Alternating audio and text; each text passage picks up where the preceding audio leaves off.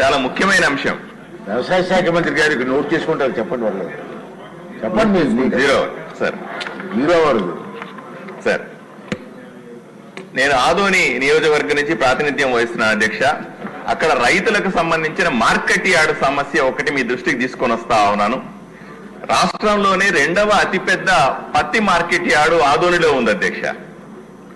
అక్కడ వేరుశెనగ, పత్తి 2 ఉత్పత్తులు రైతులు అక్కడికి తీసుకొని వస్తారు.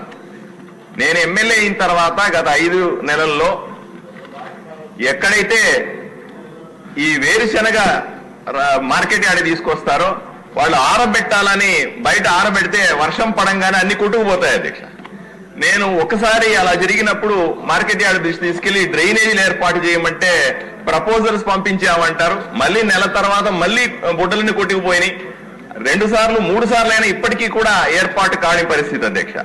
రెండవది, వేరుశెనగకు సంబంధించినటువంటి ఒక విచిత్ర సాంప్రదాయం ఆదోనిలో ఉంది అధ్యక్ష.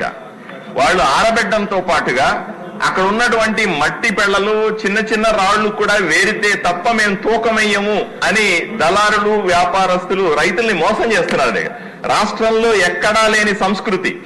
రాష్ట్రంలో ఎక్కడైనా సరే మార్కెట్కి తెస్తే అట్లాగే దాన్ని తూకం వేయాలి. ఆదోనిలో మాత్రం చిన్న మట్టి పెళ్ళున్నా, చిన్న రాయి ఉన్నా సరే దాన్ని మనుషుల్ని పెట్టి కూలి పెట్టి ఏరితే తప్ప తూకమయ్యమనే కొత్త భయానకమైన సాంప్రదాయాన్ని గత 5 సంవత్సరాలుగా జగన్మోహన్ రెడ్డి ప్రభుత్వంలో చేశారు అధ్యక్ష. ఇది చాలా దారుణం. దీనివల్ల నష్టపోతున్నారన్న విషయం చెప్తాను అధ్యక్ష. ఇక రెండో విషయానికి వస్తే, పత్తి రేటు రావట్లేదు అధ్యక్ష. ఎన్నిసార్లు, ఎందుకంటే 2వ అతిపెద్ద మార్కెట్ పత్తి మార్కెట్, మా రైతులకు పత్తి మార్కెట్ రావట్లేదు అధ్యక్ష. ఇంకొక విష సంస్కృతి ఏమిటంటే, మామూలుగా రైతుల దగ్గర నుంచి మనము ఏ వస్తువు కొన్నప్పటికీ కూడా దాన్ని సాయంకాలానికి డబ్బులు పే చేయాలి అధ్యక్ష. కానీ అక్కడ దళారులు 15 రోజులు 20 రోజులకు డబ్బులు ఇస్తా ఉన్నారు.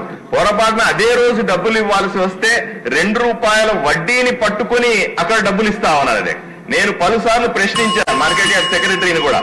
అయినప్పటికీ కూడా వడ్డీని వసూలు చేసే విష సంస్కృతిని తీయట్లేదు అధ్యక్ష. ఇది రైతులకు చాలా పెద్ద అన్యాయం చేస్తా ఉందన్న విషయాన్ని మీ దృష్టి తీసుకొస్తా ఉన్నాను.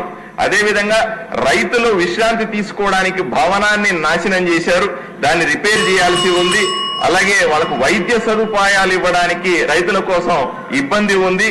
అలాగే ఈ దగా